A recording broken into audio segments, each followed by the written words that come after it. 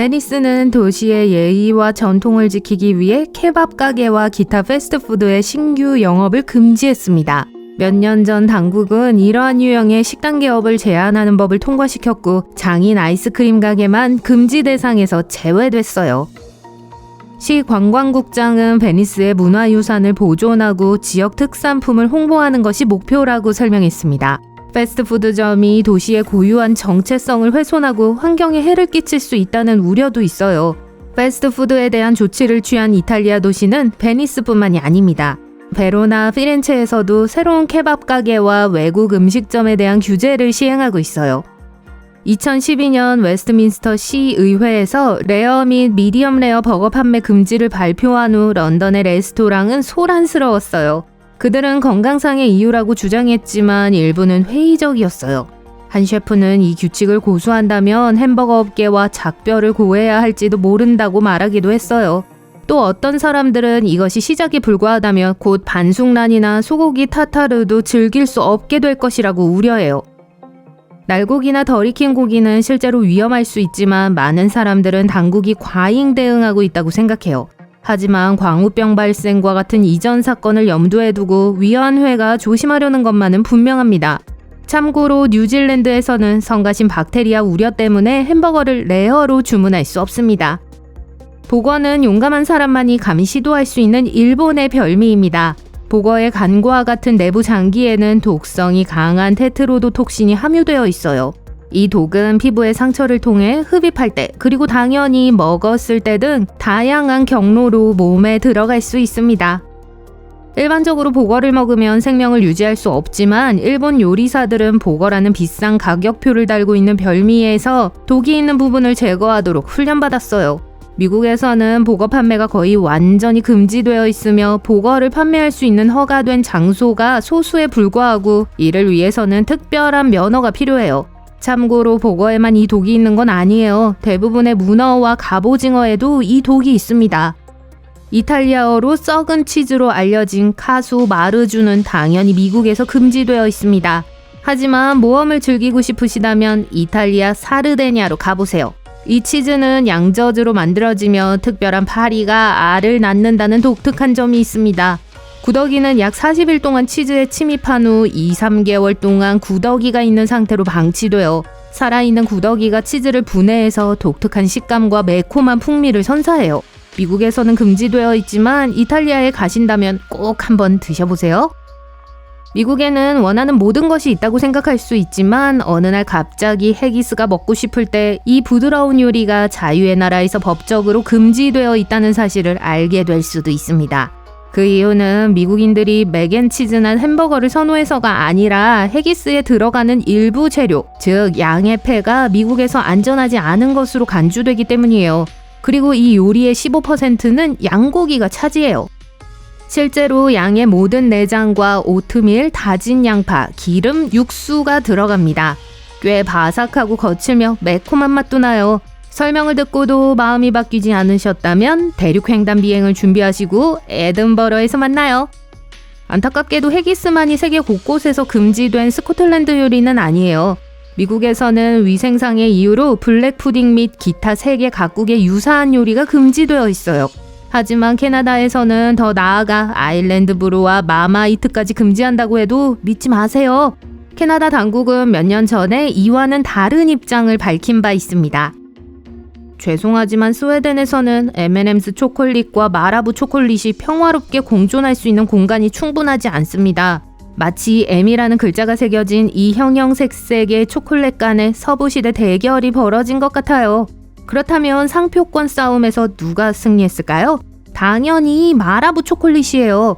마라부 초콜릿은 1950년대부터 요새를 지키고 있는 반면 M&M은 2009년에야 도시에 들어왔어요. 운명의 장난처럼 스웨덴 법원은 2016년 마스가 포장에 소문자 M이 들어간 M&M을 판매할 수 없다는 판결을 내렸습니다. 따라서 스웨덴에서 땅콩 M&M이 먹고 싶다면 포장에 대문자 M이 들어간 버전으로 만족해야 해요. 세계보건기구 WHO는 최근 덴마크, 리투아니아, 폴란드, 사우디아라비아, 태국의 식품에서 트랜스 지방을 제거한 것에 대한 인증서를 수여했습니다. 트랜스 지방은 건강에 좋지 않고 제거하기가 매우 쉽기 때문에 각국이 따라야 할 간단하면서도 중요한 영양 정책입니다. WHO는 이제 소아마비나 천연두 같은 질병을 퇴치하는 것과 마찬가지로 트랜스 지방을 퇴치한 국가의 인증서를 수여하는 멋진 새 프로그램을 시행하고 있어요. 미국의 많은 주에서 무엇보다도 윤리적 이유로 말고기 섭취가 금지되어 있습니다. 미국에서는 말고기를 먹는 것이 잔인한 행위로 간주돼요. 하지만 일부 사람들은 이러한 유형의 고기를 피해야 하는 안전상의 이유도 있다고 생각해요. 말고기에는 다양한 독소가 있어 건강에 특히 좋지 않다는 것이 그 이유죠. 미국인들은 연어를 정말 좋아합니다. 하지만 미국에서 양식 연어는 합성 아스타잔틴이라는 카로티노이드를 먹음으로써 산호색을 띠게 된다는 사실 알고 계셨나요? 아이쿠!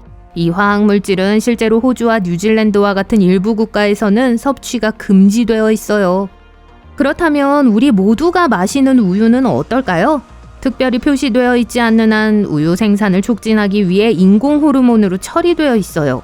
FDA는 우유에 차이가 없다고 말하지만 캐나다와 유럽연합과 같은 국가에서는 이를 금지하고 있어요. 누가 알았겠어요?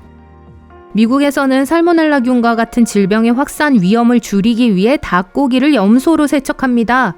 좋게 들리시죠? 하지만 영국과 유럽에서는 비위생적인 농장에 대한 우려로 인해 이러한 관행을 금지하고 있습니다. 그리고 락토파민을 사용해서 가축을 비육하는 양돈 산업도 잊지 마세요. 미국에서는 흔한 일이지만 다른 60여 개국에서는 육류 생산에 이 약물을 금지하고 있습니다. 의견 차이가 꽤 크죠? 다음에 맛있는 스위스롤을 먹을 때는 유럽에서 문제가 되는 식용색소인 황색 5호와 적색 40호가 함유되어 있으며 어린이에게 경고 문구가 표시되어 있다는 점을 기억하세요. 최소 2곳의 유럽 국가에서 금지되어 있습니다. 오스트리아와 노르웨이요. 나머지 국가에서는 포장에 특수 라벨을 부착해야 해요. 크루아상, 프렌치 토스트 스틱, 프리슬라이스 아침 식사 등 미국의 많은 제품들이 미백제로 아조디카본아마이드를 사용해요. 유럽에서는 이 화학물질을 사용하지 말라고 하지만 FDA에서는 여전히 허용하고 있어요. 마치 눈앞에서 펼쳐지는 미식가 드라마를 보는 것 같아요. 무지개색 사탕을 즐길 때 소비자들은 다양한 맛을 경험할 뿐만 아니라 황색 5호, 황색 6호, 적색 40호 등의 식용색소를 섭취하게 됩니다. 이러한 색소는 어린이의 활동성과 주의력에 부정적인 영향을 미칠 수 있기 때문에 유럽에서는 포장에 특별 표시를 의무화하고 있어요. 노르웨이와 오스트리아 같은 국가에서는 황색 5호라는 염료의 사용을 전면 금지하고 있습니다. 1996년 FDA는 죄책감 없는 간식 옵션을 제공하기 위해 올레스트라를 스낵과 칩에 사용할 수 있는 지방 대용품으로 승인했습니다. 이러한 승인에도 불구하고 올레스트라는 복부경련 및 묽은 병과 같은 부작용이 있고 중요한 비타민과 영양소의 흡수를 저해하는 것으로 알려져 있어요. 그 결과 캐나다와 몇몇 유럽 국가에서는 이 첨가물의 사용이 금지됐어요.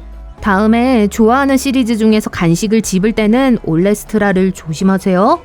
부분경화 대두유와 면실류와 같은 트랜스 지방은 좋아하는 커피 크림에서도 발견될 수 있어요. 네, 커피도 위험해요. 트랜스 지방은 심장 질환과 관련이 있습니다. 이러한 지방은 2018년에 미국에서 공식적으로 금지되었지만 식품 공급에 계속 존재하고 있어요. 미국 외에도 스위스, 오스트리아, 헝가리, 아이슬란드, 노르웨이, 덴마크 등 여러 국가에서도 트랜스 지방에 대한 엄격한 제한을 두고 있습니다.